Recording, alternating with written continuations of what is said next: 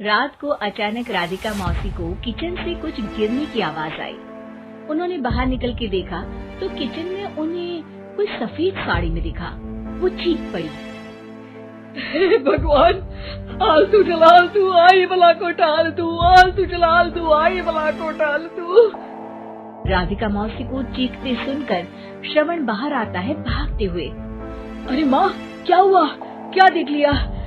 दादी माँ आ गई क्या सपने में? अरे बेटा, रसोड़े में देख तो कौन है?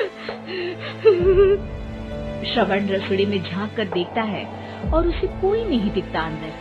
अब रसोड़े में तो कोई नहीं है माँ। कोई सफेद साड़ी में नहीं है क्या? नहीं माँ, कोई भी नहीं है। चिल्लम चिल्ली की आवाज सुनकर काजल भी वहाँ आ जाती है। अब क्या हो गया माँ जी? अरे बेटा, रसोड़े में एक चुड़ैल थी सफेद साड़ी में। अरे क्या कर रही थी वो अंदर? अरे बताया नहीं, कल आएगी ना तो पूछ लूंगी। चुड़ैल जी, आपका क्या प्लान है? माँ जी, रात बहुत हो गई है, आपने कोई बुरा सपना देखा होगा, चलिए सो जाइए। राधिका मौसी सोने तो चली जाती है पर उनको रात भर नींद ही नहीं आती।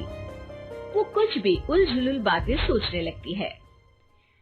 कहीं चुड़ैल की वजह से तो घर में टेंशन नहीं हो रहा, कहीं उसी की वजह से तो वो दादी नहीं बन पा रही।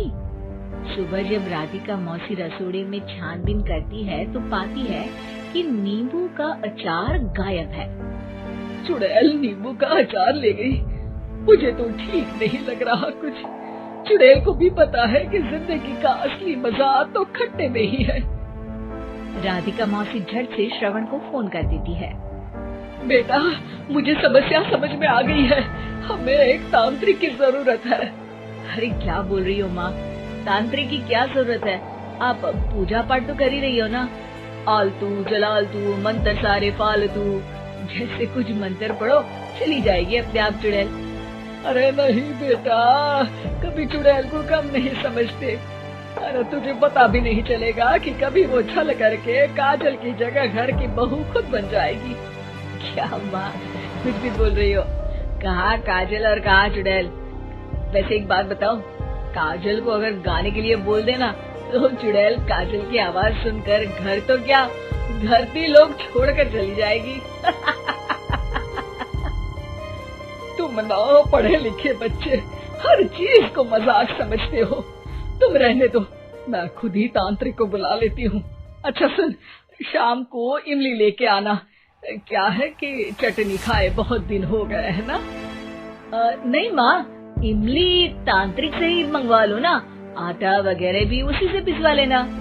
देखो मुझे काम करना है। श्रवण रात को कई तरह की सब्जियों के साथ माँ के कहने पे चटनी के लिए इमली भी ले आया था, लेकिन राधिका मौसी के दिमाग में अलग ही फिल्म चल रही थी।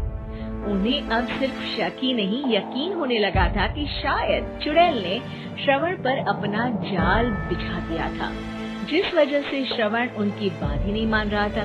पर कोई नहीं, आने वाली रात में राधिका मौसी खुद तैयार हो गई चुड़ैल को पकड़ने के लिए। रुद्राक्ष की माला, तुलसी का पत्ता, हनुमान चालीसा सब हाथ के पास ही था, बस चुड़ैल का इंतजार था। और जैसा राधिका मौसी ने सोचा था वैसा ही हुआ। वो चुड़ैल उस रात भी आई, पर वो राधिका मौसी से तेज निकली और राधिका मौसी के उससे पकड़ने के पहले ही वो भाग खड़ी हुई। जरूर बहू पे साया है उस चुड़ैल का, तभी तो श्रवण के कमरे में गई है। और अगली सुबह राधिका मौसी पिछली रात हुए हमले में किन चीजों का नुकसान हुआ उसका हिसाब लगा रही थी। उनके खेमे से एक आम के अचार की शीशी भी गायब हो चुकी थी और वो इमली भी जो कल श्रवण लेकर आया था। राधिका मौसी इस बारे में सोच ही रही थी कि श्रवण जल्दी से रसोड़े में आकर दवाइयों की पोटली ढूंढने लगता है। अरे बेटा, क्या हो गया? अब माँ, वो काजल की तबीयत खराब है, बहुत घबराहट हो रही है उसे। हे भगवान, मैंने पहले ही कहा था कि तांत्रिक को बुला लेते हैं, पर नहीं। अब देखो, उस चुड़ैल ने काजल को अपने वश में करना शुरू भी कर दिया है। हालांकि श्रवण भूतों में विश्वास नहीं करता था, पर अब वो भी डर जाता है और राजी हो जाता है एक तांत्रिक को बुलाने के लिए। कुछ ही घंटों में तांत्रिक आ जाते हैं और राधिका मौसी तांत्रिक जी को सब बता देती है। घोर संकट, घनघोर संकट, चुड़ैल को मारू जोर चाकट, ओम भट स्वाहा खटखा के आहा। अरे ये क्या मंत्र है? मेरे खुद के ओरिजिनल मंत्र है, कल रात को ही लिखे हैं, अच्छे लगे तो दाद चाहूंगा। एक और मंत्र सुनो, अर्ज किया है आब्राकडाब्रा, दिल्ली बम्बई आगरा, चन्ना मामा सोरले सुरन मामू जारा। ये मंत्र है? अरे कोई 40 वालीसा पढ़ो ना। वक्त कम है, 40 नहीं पड़ेंगे, 20-25 में काम चलाना पड़ेगा। अलग निरंजन जाके लंदन, मुफ्त का मंजान घिस मेरे नंदन। अरे जल्दी करो तांत्रिक जी, जल्दी करो। तांत्रिक अपने उल झलूल मंत्र पढ़ने लगता है। श्रवण को तांत्रिक पे शक होता है। वो अपने एक डॉक्टर दोस्त को कॉल कर देता है ताकि कोई अनहोनी हो तो इमरजेंसी में चीजें मैनेज हो जाए। तांत्रिक धुनी रमाता है जिसकी वजह से कमरे में काफी धुआं हो जाता है और जिसकी वजह से बहू की घबराहट बढ़ जाती है। अब भागेगी चुड़ैल। हाँ। बहू खांसते हुए धुएं से बचने के लिए बाहर चली जाती है।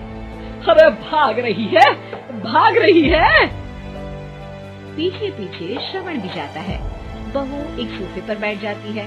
तभी डॉक्टर दोस्त आ जाते हैं और श्रवण को पानी लाने के लिए कहते हैं। थोड़े चेकअप के बाद डॉक्टर कहते हैं, मेरे हिसाब से जाप का काम पूरा हो गया है। क्या मतलब? अरे कुछ भी नहीं माँ, कोई चुड़ैल नहीं है, खुशखबरी है, अब दादी बनने वाली है। मगर वो सब अचार के डब्बे। श्रवण दोनों अचार के डब्बे अपनी माँ को दिखाता है जो कि उनके बिस्तर के नीचे छुपे हुए थे। आपने सही बोला था माँ, वो चुड़ैल काजल ही थी जो खट्टा खा रही थी। हमें कल ही पता चला, पर हमने आपको ये तांत्रिक वाला काम करने दिया ताकि आपको भरोसा हो जाए कि भूत वगैरह कुछ होता ही नहीं। अच्छा, ये तो बड़ी खुशी की बात है। पर बेटा मुझे एक झाड़ू तो ला दे। क्यों माँ? ये तांत्रिक का भूत उतारती हूँ मैं। अब तांत्रिक राधा मौसी के डर से घर से भाग निकलता है और राधा मौसी उसके पीछे भागती है। अरे संकट ये घनघोर है, तांत्रिक मुआ चोर है।